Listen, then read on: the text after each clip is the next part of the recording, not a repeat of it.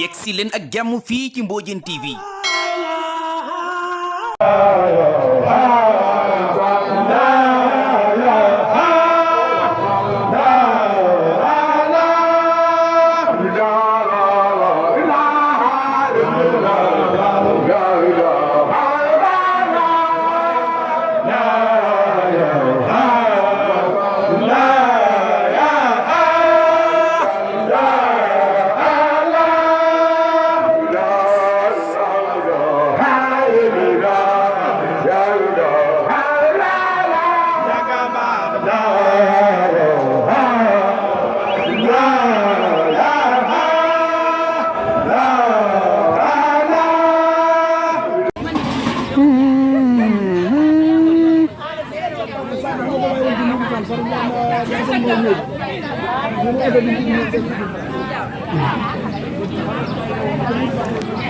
xame nga li